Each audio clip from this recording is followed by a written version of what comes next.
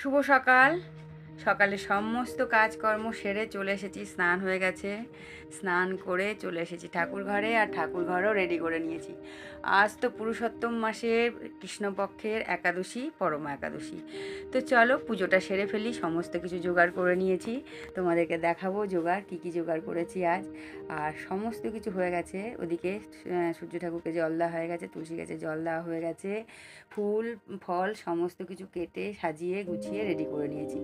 তো কালকে রাতে দুধ নিয়ে রেখেছিলাম, এত সকালে দুধ পাওয়া যায় না। রাতে দুধ নিয়ে দুধ গরম করে সুন্দর করে ঢাকা দিয়ে রেখে দিয়েছিলাম, যে সকালে একাদশী ব্রত করবো বা ভগবানের সেবা পুজো দিব। তো চলো আর কি, এই যে ঠাকুর ঘরেই আছি, আর ঠাকুর ঘর থেকেই তোমাদের সাথে আজকে সকালটা শুরু করলাম। রাধে রাধে। আজ হচ্ছে পুরুষোত্তম মাসের কৃষ্ণপক্ষের একাদশীর ব্রত, পরমা একাদশী। তার জন্য সমস্ত কিছু রেডি করে নিয়েছি। এখানে দুধ গরম করে নিয়েছি, আর ভগবানের এখানে সেবা পুজো রেডি করে নিয়েছি।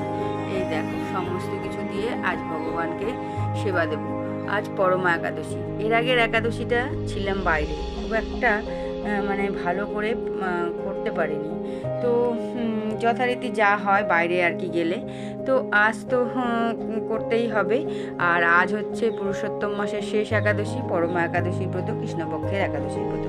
তো চলো রাধে রাধে বলে ভিডিওটা শেষ করি। আর সবাই একাদশী ব্রত পালন করো। একাদশী প্রসাদ তুলে নিলাম। এই যে এটা নিরামিষ বাড়ি, নিরামিষ বাড়িতে ভোগটা নিয়েছি, আর কাগজের প্লেটে ফলগুলো নিয়েছি। সবাইকে প্রসাদ দিয়ে তারপরে প্রসাদ নিয়ে আজকের মতো একাদশী পুজো কমপ্লিট হলো সকালেরটা। তারপরে দুপুরে আছে, বিকেলে আছে সেবা দেওয়া ভগবানের।